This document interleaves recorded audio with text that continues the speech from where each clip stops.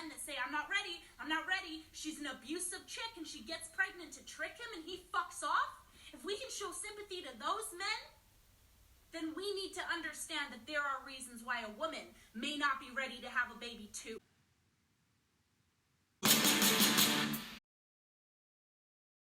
Hey everyone, and welcome back to my channel. I thought today we'd do sort of some of the podcast content on my YouTube page today because the video we are reacting to is from YouTube.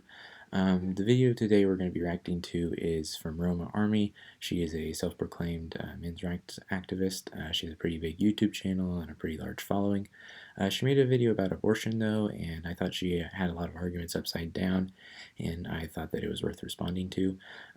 So sort of in this video she makes the argument that abortion is necessary sometimes if people aren't ready to have a child, and that it's somehow a men's rights issue because men need to be able to have the choice whether the woman keeps it or not. I think this is based on a false premise that abortion is okay to begin with. I think that abortion is wrong because I think that violence against the preborn child is unconscionable and should be prohibited. And I think that the child in the mother's womb has its own rights as well. But I thought she made a lot of faulty arguments here, and I thought it was worth responding to. So let's get into it. Feminists who scream about pro-choice but do not apply them to men's rights are jokes. And men who scream about pro-life and don't apply that to other men are also jokes.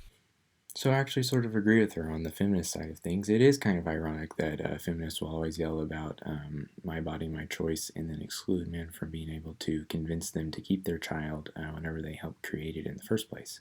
But it's not hypocritical because the choice is legitimate. Taking another innocent human being's life is not a legitimate choice. We make a lot of choices in our lives, like where to go to college, what food to eat, that are completely legitimate because they don't hurt other people. Abortion is not a legitimate choice because it harms a baby. So it's not hypocritical because the choice is legitimate to begin with, but because it's not. So Becky, let me get this right. You guys both consensually had sex, but yet you're the only one that gets to choose what you do with that baby, and if you choose to keep it, he is not allowed to walk away because it took two to make that child, and he has to take that responsibility. If you're making that argument based off the fact that, oh my God, we have to grow that baby, you made the choice. My body, my choice, you made the choice, so take the responsibility. Okay, so there's a lot to unpack there, but let's make something very clear. The woman's responsibility in this situation is to take care of and not harm her baby that's growing inside of her. And I think it's very interesting that at least Roma acknowledges that it's a human person that's growing in the woman in this particular circumstance. But the argument she's trying to construct here is that the woman shouldn't expect monetary assistance from the man if she decides to keep her baby. And I think that's completely invalid and upside down, and you'll see that's a recurring theme throughout the rest of this video. It's perfectly reasonable for a woman to expect a man to provide financial assistance by way of baby formula or diapers or things like that. And this is the dangerous territory we get into whenever we make an illegitimate choice of taking another human being's life and make that the standard. Then it's expected for the woman to take her baby's life if the man wants her to. And guess what? I am a lot more concerned about a baby being ripped apart in its mother's womb than I am if a guy's bank account takes a hit because he made a decision and doesn't want to own up to it. And gentlemen, you want to sit there and say to a woman that there is no reason on this earth why she should be able to abort her child, but then you want to say to your buddy, console your buddy, I know, it's okay, you ran off on your child, I know, you just weren't ready. You committed for the first year, but you just weren't ready, buddy, I know. Okay, so I actually agree with her a lot in what she had to say here.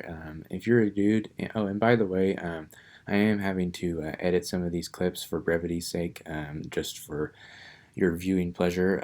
I encourage you to watch her video first in the description below, and then watch my video and come to your own conclusions. But I do agree with a lot of what she had to say. And if you're a guy and tell a woman that you're going to provide financial assistance and she bravely decides to keep her baby, then you can't just do it for a year like she said and then run off. If you do that, then you're a scumbag. You need to continue to provide financial assistance as the child grows up. But what she was saying about not having any not thinking that there's reasons for an abortion. There are definitely reasons for getting an abortion and explanations to why someone would do so, but that's not the same thing as justifications. Those two things are very different. Somebody may think that they aren't going to be able to provide for their child, which is why we need to support single mothers and mothers that have an unplanned pregnancy. But none of those things are justifications for taking somebody else's life, which is kind of the argument that she's making here. The arguments of pro-life and pro-choice are fucking stupid. I'm pro-mind my own goddamn business. Before you want to sit there and fucking scream about how women aren't allowed to have the choice on whether or not they can abort their babies, why don't you start getting pissed off at all the men who want their babies? You want to sit there and think about somebody else's body. You want to stick your opinions on a situation that doesn't matter. Okay, so first of all, human life does matter, and it's worth fighting for. So that's the first thing. But Roma says that she's pro-mind my own damn business. Well, that business includes making sure that other people aren't harmed. As human beings, we have an obligation to make sure that the most vulnerable around us aren't slaughtered. Would you say the same thing if you heard your neighbor abusing her child? It's her house, her choice, right? She can do whatever she wants to on her property, right? I mean, what's the difference between being outside the womb or inside of the womb? That's just something to think about. And she says she paints herself as somehow being a middle choice between pro-choice and pro-life, but all she is doing is being pro-choice or pro-abortion as long as the man is included in that decision. Being inclusive about an evil act or an evil decision doesn't make that act better. All it is including more people and making a wrong decision. Okay, so let's sort of wrap things up with an analogy or an allegory here. Let's say that a boyfriend and a girlfriend go in on a heist together. Any of you fucking pricks move! And I'll execute every motherfucking last one of you! And they decide to rob a restaurant or a store or something like that, and they take all the money and then they tie up the store owner and they take him home and put him in their basement or something. And then they start to realize that they have to take care of this guy, and the guy's like, hey, I don't want to have to pay for you to take care of this store owner. And then the woman's like, well, I don't want to have to take care of this store owner, so then they decide to kill him.